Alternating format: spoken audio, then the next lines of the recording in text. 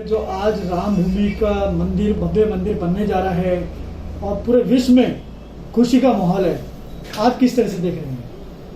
भगवान श्री राम मर्यादा पुरुषोत्तम हैं, जन जन के नायक, अखंड ब्रह्मांड के चराचर जगत के सृष्टि पालनहार भगवान विष्णु के अवतार भगवान राम का भव्य मंदिर, दिव्य और भव्य मंदिर का आज शिलान्यास देश के ऐतिहासिक पुरुष, यशस्वी प्रधानमंत्री माननीय नरेंद्र दामोदर दास मोदी जी के हाथ से आज संपन्न हुआ है।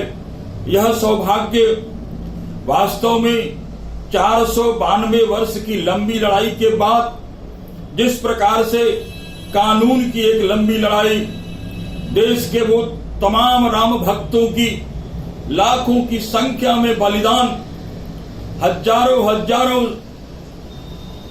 की संख्या में लोगों ने संघर्ष करते हुए एक पूरे 492 वर्षों का निरंतर जो प्रयास था हिंदू जनमानस का, हिंदू राम भक्तों का, उसकी परिणति सुप्रीम कोर्ट के सुखद आदेश के बाद जिस प्रकार से सरकार ने सूझबूझ के साथ आज निश्चित रूप से उसका समाधान न्यायपालिका ने, कार्यपालिका ने और इस देश के तमाम राम भक्तों की आस्था की विजय का पर्व, जब सुप्रीम कोर्ट ने यह निर्णय दिया था कि भगवान राम का जन्म उसी मंदिर में, जिस मंदिर को बाबर का एक सेनापति मीर बाकी ने, यानी बाबर एक मानसिकता का परिचायक है, जो राम का नहीं वो कोई काम का नहीं।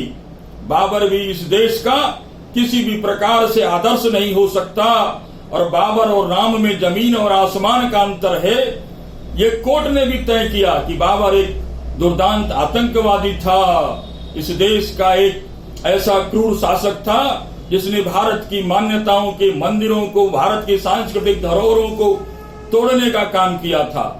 एक लंबी लड़ाई के बाद जिस प्रकार से आज 5 अगस्त 2020 को एक सुखद दिन आया है। दीपक जी, 6 दिसंबर 1992 को कलंकित ढांचा राम भक्तों ने तोड़ा था और आज 5 अगस्त है। 5 अगस्त और 6 दिसंबर, 5 और 6 को मिला दिया जाए तो सब 56 इंच के सीने ने वह कर दिखाया है जो माननीय अशोक सिंघल जी का जो सपना था, इस देश के लाखों राम भक्तों का जो सपना था।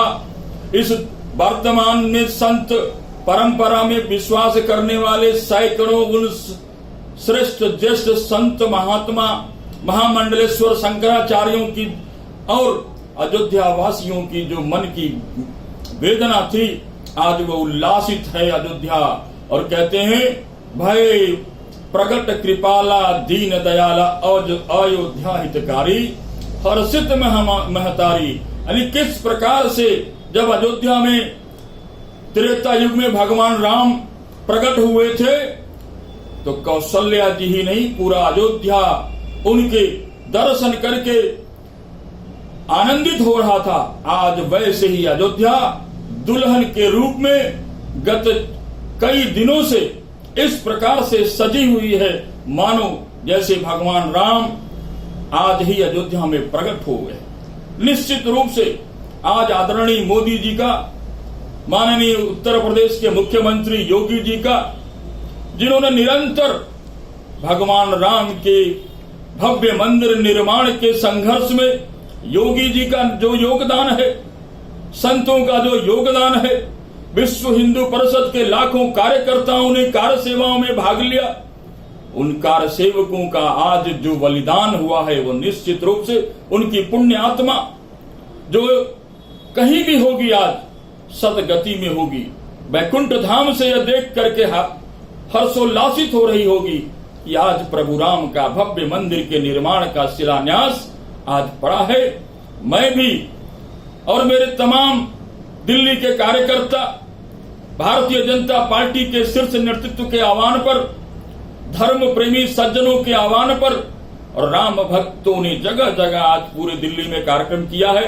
हमने भी अपने नगर में अलकनंदा नगर में संघ की योजना से, बीएचपी की योजना से, नेशन फर्स्ट के बैनर तले सभी आम नागरिक 28 नंबर तुगलकाबाद गली के अंदर, पार्क के अंदर सुबह ही भगवान राम का काम एक निर्विघ्न रूप से कहते हैं कि जब कोई अच्छा काम होता है तो राहु केतु जैसे अनेकों प्रकार के लोग, जिस प्रकार से जगत गुरु शंकराचार्य स्वरूपानंद सरस्वती जी ने, दिग्विजय सिंह, कांग्रेस के तमाम वो लोग जिन्होंने राम के जीवन पर, राम के अस्तित्व पर क्वेश्चन मार्क लगाया, कोर्ट के अंदर एफिडेविट फाइल किया, आज उन लोगों को भी ये कहना चाहते हैं। सर, यही एक सवाल निकल के आ रहा है। खुद कांग्रेस के एक लीडर ने यह बोला है, जिस दिन राम मंदिर बनेगा मैं खुदकुशी कर लूंगा। और हमेशा भाजपा की ये गतिविधि रहती है,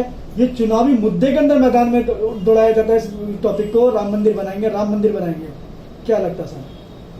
आस्था की विजय हुई है। भगवान राम किसी चुनावी एजेंडे के मोहताज नहीं है। जन जन के नायक, अखिल ब्रह्मांड नायक भगवान मर्यादा पुरुषोत्तम, उन तमाम, मैंने पहले ही कहा, राम लला हम आएंगे, मंदिर भव्य बनाएंगे, तारीख नहीं बताएंगे, ऐसा कहने वाले राम विरोधी उन सज्जनों को आज मैं तारीख भी बता रहा हूं। राम लला हम आएंगे, मंदिर दिव्य और भव्य बनाएंगे, शिलान्यास भी करेंगे। यह मोदी ने आज सिद्ध कर दिया है। इसलिए जो मुमकिन नहीं है वो भी मोदी के इस सरकार में 370 हटा, अखंड भारत के अंदर जो लद्दाख और जम्मू कश्मीर की जिसकी बात करते वो भी हटा, और जो चिर पुराचित हमारी मांग थी राम जन्मभूमि का, राम मंदिर भव्य निर्माण का, वो भी आज सपना साकार हो गया। यानी जो कांग्रेस के लीडर ने बोला तो आज उसको सुसाइड करना चाहिए, जिस हिसाब से उन्होंने अपनी बात रखी थी, बोल दिया राम मंदिर का मामला रखते हैं और जिस दिन राम मंदिर बनेगा वो मैं सुसाइड कर लूंगा। तो राम मंदिर तो बन रहा है, तो क्या लगता है उसको सुसाइड करना चाहिए? देखिए, मैं उस पर कोई टिप्पणी नहीं करूंगा, उनका व्यक्तिगत मत है। सुसाइड करना नहीं करना, यह कांग्रेस के जो भी नेता ने कहा है वो एक कायरतापूर्ण बयान है। भगवान राम 492 वर्ष बाद अयोध्या में पुनः प्रकट हुए हैं। अयोध्या के अंदर भव्य मंदिर निर्माण का मार्ग प्रशस्त हुआ है। मैं समझता हूं प्रभु उनको सद्बुद्धि दे। गिलहरी से लेकर केवट तक को भगवान राम ने जीवन में समरसता का, जिस प्रकार से मर्यादा पुरुषोत्तम, और राम ही क्यों, राम के लाखों भक्तों ने भी यह संकल्प किया था, राम काज किन्हे बिना मोहि कहां विश्राम, और आज उस विश्राम की गति को पूर्ण किया है। और आगे भी विश्राम तब तक नहीं लेंगे जब तक राम की परिकल्पना का, राम राज्य, राष्ट्रवाद और भारत के अंदर एक विकसित राम की परंपरा का देश जब तक निर्माण नहीं हो जाएगा, तब तक मुझे लगता है कि राम जी की और भक्तों की और जितने भी वहां पर आए हुए संत थे, उनकी सबकी इच्छा थी कि राम जी का भव्य मंदिर के साथ साथ एक भारत के नव निर्माण और जन चेतना का काम मोदी जी के माध्यम से देश में पूरा होने वाला है।